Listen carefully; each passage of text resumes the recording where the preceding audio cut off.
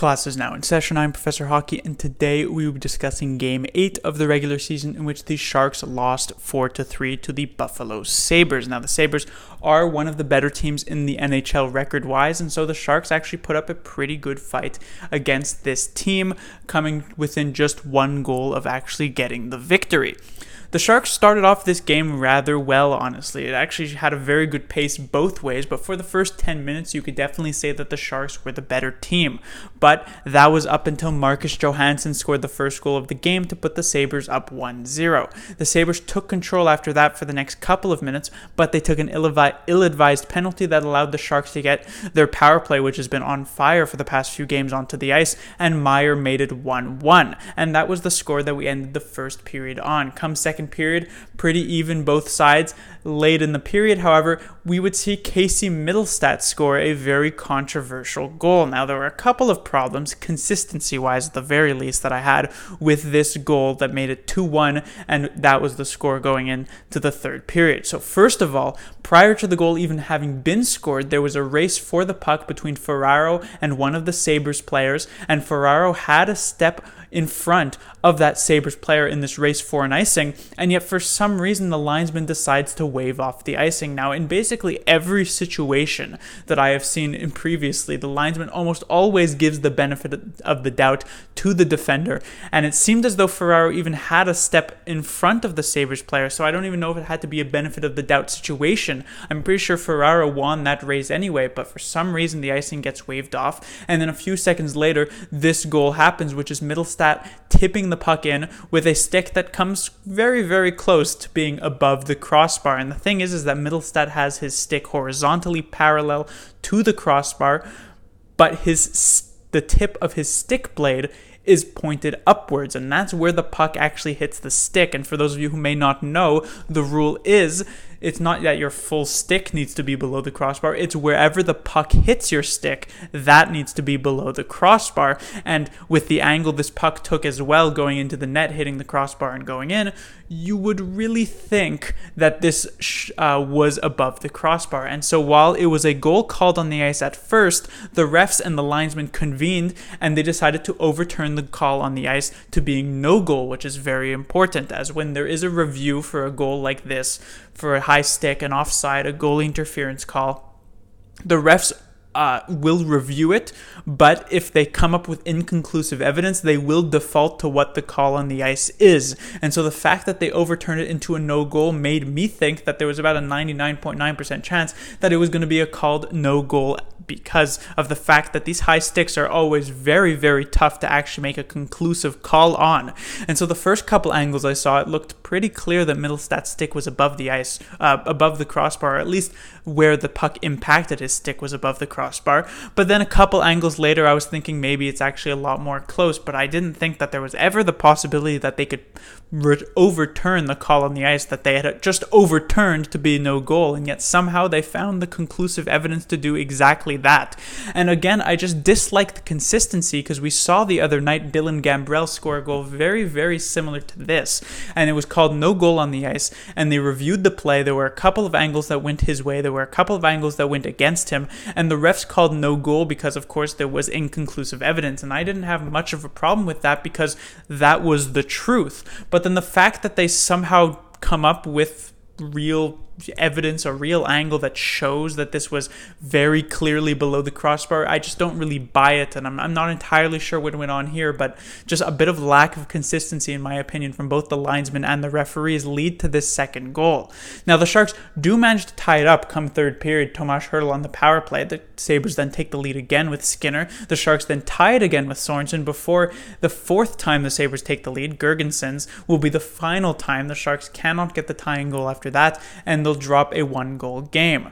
First thing to talk about would be Martin Jones, who had a very good game, a pretty good game in Calgary. I would say a very good game against Carolina.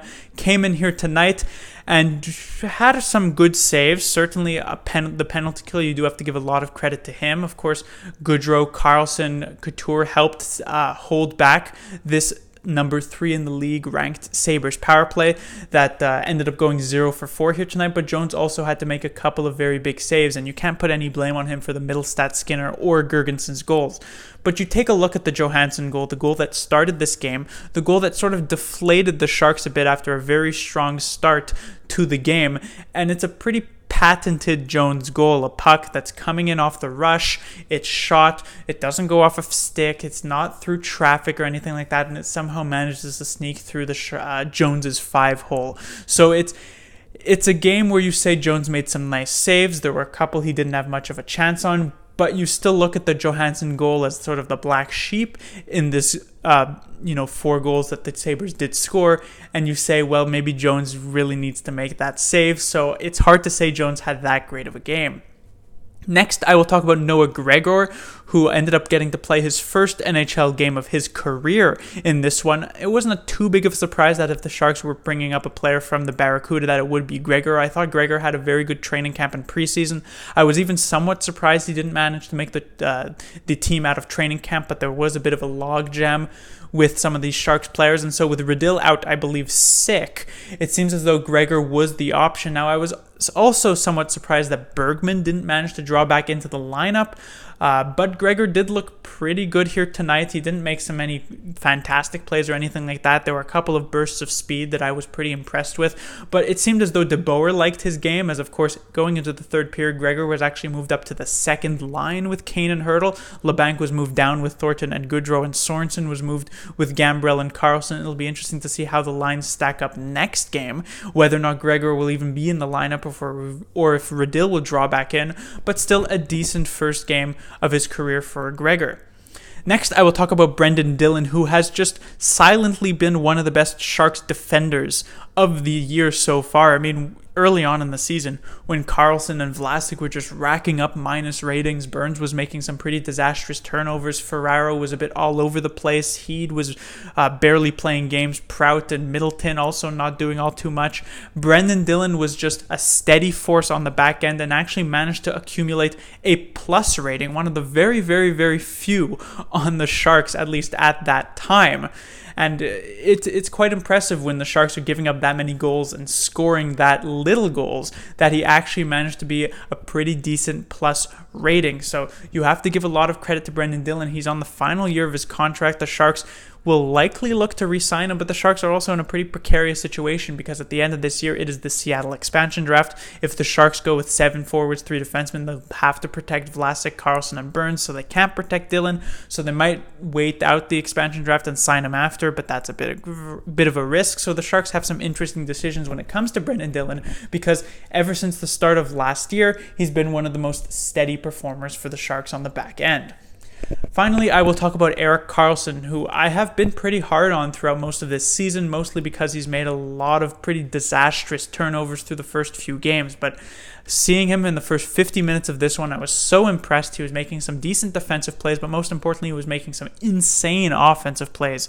A couple of times he was able to just perfectly walk the blue line, a couple of fantastic passes that you'll see basically very, very, very few other players in the league manage to make. You probably won't see any defenseman in the league manage to make passes like Karlsson, but then I was so hyped to talk about him in this game, so hyped to give him praises galore, but then he comes up with his patented Erik Karlsson turnover, like I said about the patented Jones 5-hole goal in the first period, and he gives it straight to, I believe, Larson on the Sabres, who takes the shot, it gets blocked, goes to Gergensen, who manages to get the game winner. So basically, Karlsson gives away the game winner on a silver platter here in the last few minutes of the third period. So a disastrous mistake that ends up costing the Sharks the game. Now, I won't say it's completely on Karlsson this entire game, even though, of course, the goal was, as if the Sharks found themselves in multiple holes, and the fact that they couldn't come back a fourth time isn't necessarily a comment on Karlsson, but still,